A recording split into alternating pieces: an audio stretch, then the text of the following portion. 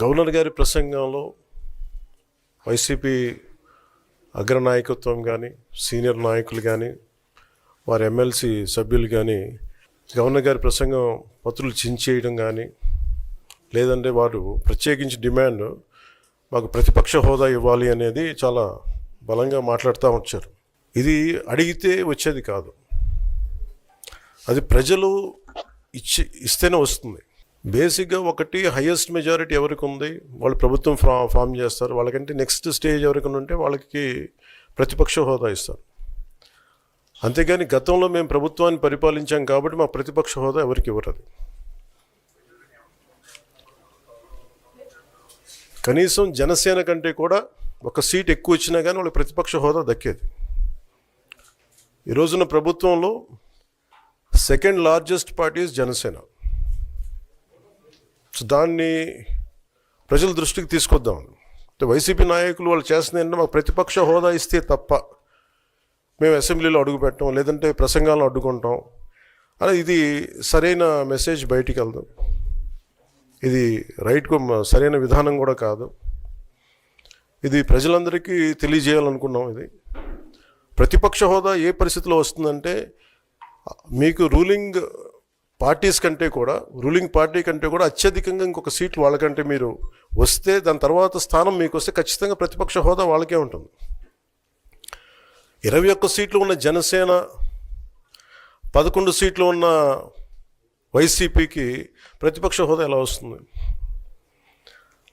మేము వస్తే తప్ప మేము అసెంబ్లీకి రాము, ఇలా గవర్నర్ ప్రసంగాలను అడ్డుకుంటాం అనేది ఇది సరైనది కాదు. ఇది ప్రజలందరికీ కూడా తెలియచేస్తున్నాయి ఈ సందర్భంలో. అందుకని ఇది భవిష్యత్తులో కూడా మేము కోరుకునేది వైసీపీ నాయకుల్ని, మీకు ప్రతిపక్ష హోదా ఇవ్వకపోయినా ప్రజలు మీకు 11 సీట్లు ఇచ్చారు, దాన్ని గౌరవించి మీరు అసెంబ్లీకి రండి.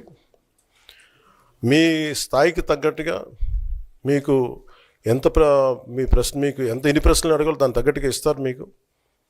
ఇవన్నీ దాటి మన స్పీకర్ గారు కూడా చాలా గౌరవంగా వాళ్ళు 11 సీట్లు వచ్చినప్పటికీ కూడా చాలా గౌరవంతో ఇంతకాలం వాళ్ళకి ఇస్తూ వచ్చారు. ప్రశ్నోత్తరాల సమయంలో కూడా ఆయనకి ఇచ్చారు. గతంలో కూడా ఇవన్నీ ఆయన రావడానికి కూడా ఆయన ఎలా రావాలి, ఏం చేయాలి, దానికి కూడా చాలా ఏమాత్రం ఇబ్బంది పెట్టకుండా గతంలో కూడా చేశారు. ఫస్ట్ మీరు మనకి గవర్నమెంట్ ఫామ్ అయిన తర్వాత కూడా వీటిని దృష్టిలో పెట్టుకొని వైసీపీ కొంచెం హుందాగా వ్యవహరించాల్సిన అవసరం ఉంది. వైసీపీ నాయకులకు కూడా మీకు బాధ్యత ఉంది. గవర్నర్ గారి ప్రసంగాన్ని మీరు ఆ విధంగా మీరు ప్రశాంతంగా విని దాన్ని వచ్చే జరుగుతున్న సమావేశాల్లో మీరు దాని మీద లోటుపాట్లు మీరు చెప్తే బాగుంటుంది తప్ప ఇలా కూర్చోబెట్టి అరుపులు కేకలు ఇది సమంజసంగా లేదు. అంటే అర్ధాంతరంగా ప్రతిదానికి అసెంబ్లీలోకి రాగానే గొడవ పెట్టుకోవాలి, దేన్నైనా విభేదించాలనేది ఇది చాలా లో లెవెల్ ఆలోచన విధానం, లో లెవెల్ స్ట్రాటజీ. అది ప్లీజ్ మీరు అప్గ్రేడ్ అవ్వండి, మీరు అప్లిఫ్ట్ చేసుకోండి, మీరు కూర్చోబెట్టి డెమోక్రటిక్ ప్రాసెస్కి గౌరవం ఇవ్వండి. మనస్ఫూర్తిగా వైసీపీ నాయకులకి ఇది నా విన్నపం, నా విజ్ఞాపన. This what I would like to say. And నిజంగా కావాలి అంటే మీరు ఈ 5 సంవత్సరాల్లో మీరు ప్రతిపక్ష హోదా మీకు రాదు, అది మీరు మెంటల్గా ప్రిపేర్ అయిపోండి. 11 సీట్లతోటి మీకు ప్రతిపక్ష హోదా ఇవ్వబడదు, రాదు. ఎందుకంటే ఇట్ ఈస్ చంద్రబాబు గారు, గౌరవ ముఖ్యమంత్రి చంద్రబాబు గారు డిసైడ్ చేసేది కాదు, జనసేన డిసైడ్ చేసేది కాదు. దానికి రూల్స్ ఉన్నాయి, దానికి రెగ్యులేషన్స్ ఉన్నాయి, నామ్స్ ఉన్నాయి. ఉదాహరణకి నేనే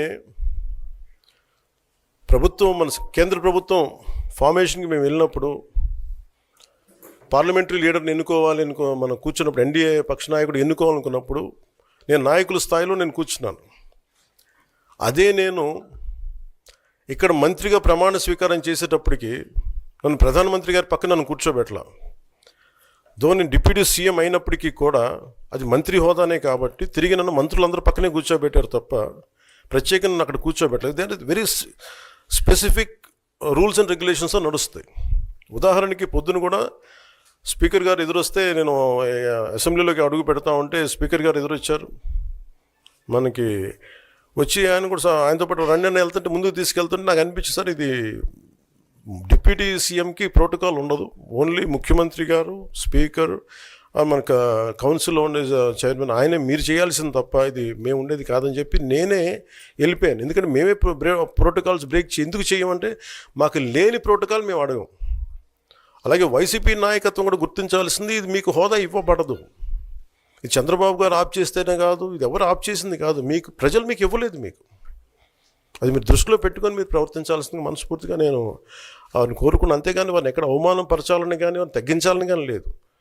175 సీట్లు కేవలం పాపం 11 సీట్లు ఇచ్చారు వాళ్ళకి. ఆ దృష్టిలో పెట్టుకొని ప్రవర్తించవలసిందిగా మనస్ఫూర్తిగా వారికి కోరుకుంటూ మీకు తెలియజేసుకున్నాను. Thank you.